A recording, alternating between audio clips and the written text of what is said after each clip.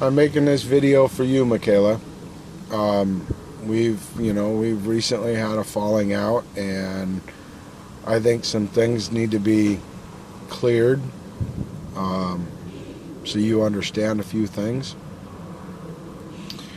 Uh, know this, I love you, and no matter what you choose in life, I will always love you. You will always be my daughter. But with that said, I want you to understand a few things. When your mom and I got divorced, I had the house, and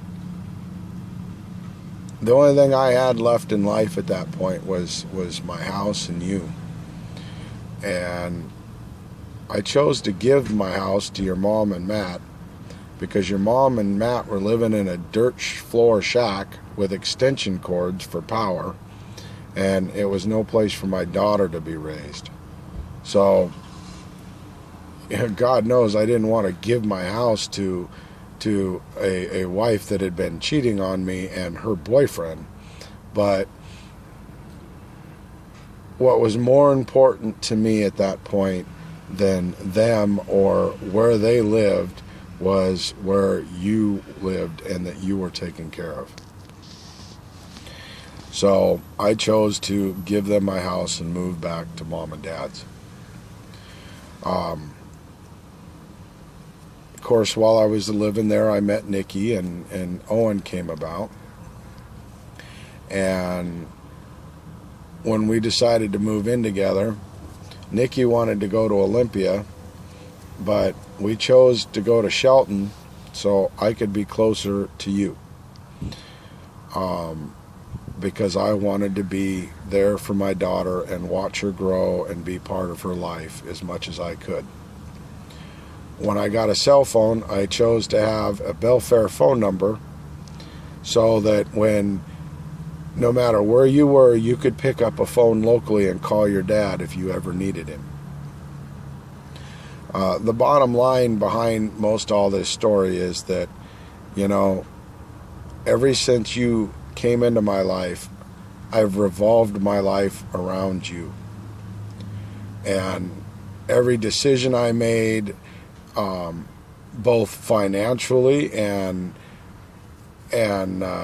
life decisions, revolved around being your father.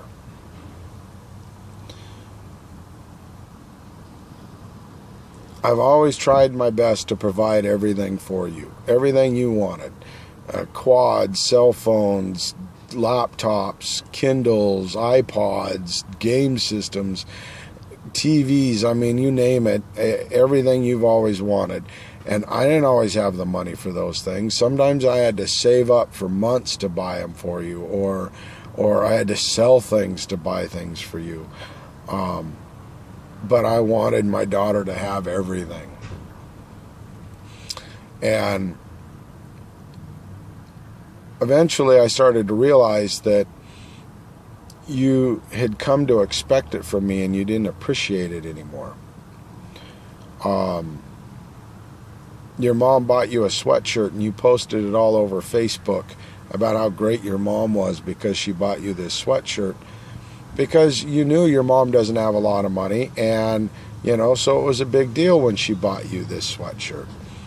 But yet, not a month prior to that, I took you out shopping and bought you designer clothes at Plato's Closet and bought you a $100 coat, and I didn't have the money either, but you never mentioned anything of the sort. You didn't post anything on Facebook on how great your dad was, because you had come to expect it from me. And to be honest, that really bothered me. It had been bothering me for a long time. Then this whole thing came about with Facebook. And you posted those pictures of you and your girlfriend kissing. And I told you that, and I can quote our whole phone conversation if you don't remember it, but I told you that you didn't need to be posting those pictures because, my 15-year-old daughter didn't need to post that on Facebook. Rather it be a guy or a girl. And your exact words to me, Michaylah, were, Dad, it doesn't matter what you want because my mom is okay with it. I had never felt more disrespected by you in your whole life. Suddenly it didn't matter what I wanted. It didn't matter what I had to say. And I was just floored by that. But somehow, from that point, and I don't know how it was said or what happened, but your mom's whole family came to the conclusion or was told, whichever, that I had kicked you out of my house because you were gay. That couldn't have been farther from the truth. I never said that. I never implied that. And I don't know where they even got that. Had I said that, then yeah, people would have the right to be angry with me because that would have made me a terrible father. I agree. But I never said it. I have a lot of gay friends, and I've got bisexual friends, and I've talked to them about this, and even they know. Anybody that knows me well knows that I would never do any such thing. Your mom and her family, they think they know me because they know me from when I was married to your mom, and I am not even anywhere close to the same person I was back then. I don't care if they know me. I don't want them to know me. But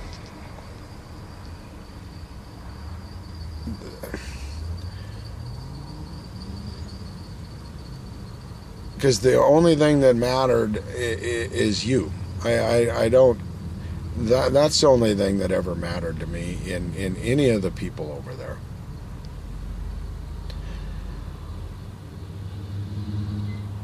All I ever wanted to do was be your father. Sometimes, and I always wanted to have that close father-daughter relationship, and I've tried very hard, but sometimes I don't really know how to do that. I try to joke with you and make jokes so we can laugh together, and I always wanted that. I did that because I wanted to be that fun dad to be around. And apparently that wasn't what I should do.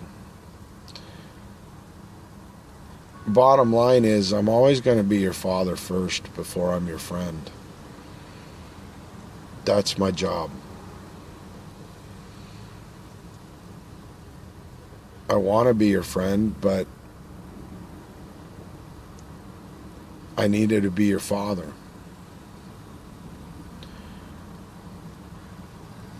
I want to be that person you can come talk to. And I know that sometimes I can be a scary person to talk to, but I'm much more open-minded than you think I am. I'm much more open-minded than your mom or anybody else realizes I am. And for anybody to judge me and not know me tells me that they're much more closed-minded.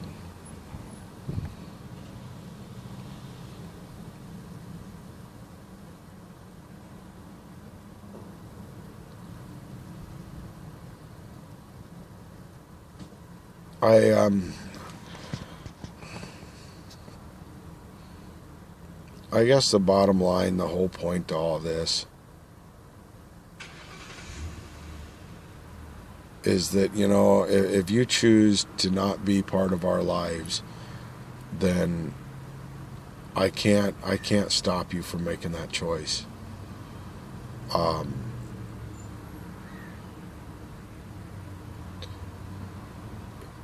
Respect is a two-way street,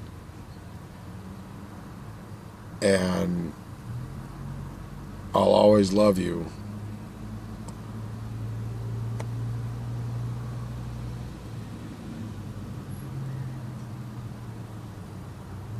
I guess that's it.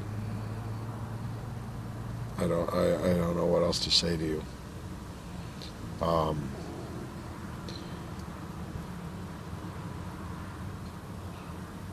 You only live once, Michaylah. Make the best of it.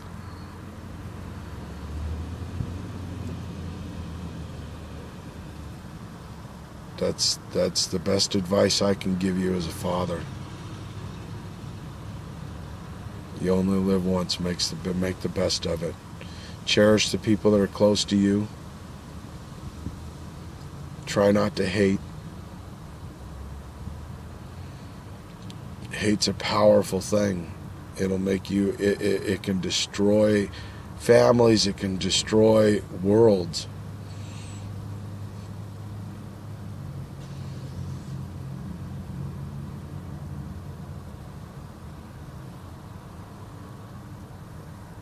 Good luck, kid.